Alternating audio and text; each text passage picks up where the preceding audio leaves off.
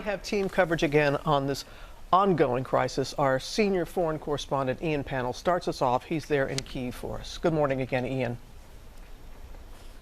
Yeah, good morning, Robin. Russia is now claiming it's going to allow these safe corridors for civilians to flee from major cities, including the capital here, Kyiv. But Ukraine's denouncing that proposal as unacceptable because the routes lead directly into Russia or its ally, Belarus. I don't know if you can make out the smoke out there in the distance. That's around 50-60 miles away, but it shows Russian forces advancing. And what we're seeing on the ground isn't ceasefires for safe passages, but civilians coming under attack. Just a word of warning that there are graphic images in this report.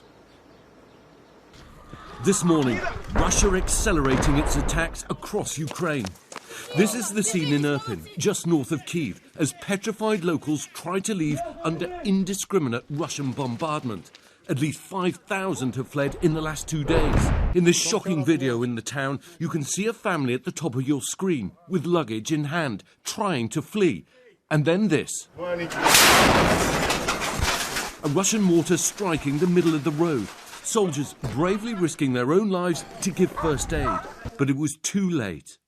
They were all killed by the same people who now talk of ceasefires and humanitarian corridors, the Kremlin. The town's mayor saying they were among 8 people who lost their lives in the shelling Sunday. These 2 men describing to us their harrowing escape from Irpin amidst the shelling.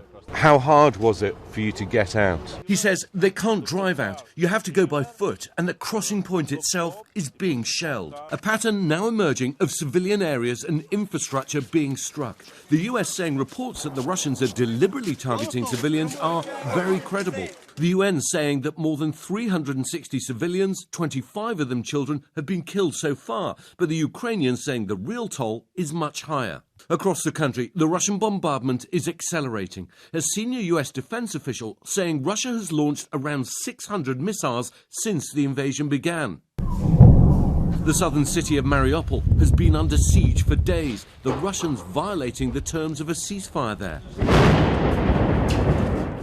It was supposed to allow civilians to leave the city unharmed.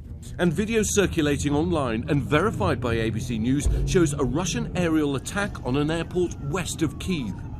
President Zelensky pointing to all these attacks, again calling on NATO powers to enact a no-fly zone over Ukraine. But there are fears within the US that such a move could bring the United States into this war. People need to understand what a no-fly zone means. It's not some rule you pass that everybody has to oblige by. It's the willingness to shoot down the aircrafts of the Russian Federation, which is basically the beginning of World War III. If there isn't a no-fly zone, Ukraine wants more fighter jets, with Poland now considering giving the Ukrainian military a number of Soviet-made MiG-29s, an idea the US is coordinating with Poland on. As Kyiv prepares for the city's defence, the mayor telling George that the fight isn't just about Ukraine, it's about the future of the world. We expect support from whole world, because we fighting not just for Ukraine, we fighting for values, we fighting for whole modern world. We have to stop Putin altogether. Well, there is another round of talks planned for later today between the Ukrainians and the Russians, although it's hard to see what common ground exists. Meanwhile, Ukrainian President Zelensky calling for justice for those killed, saying, "We will not forgive, we will not forget."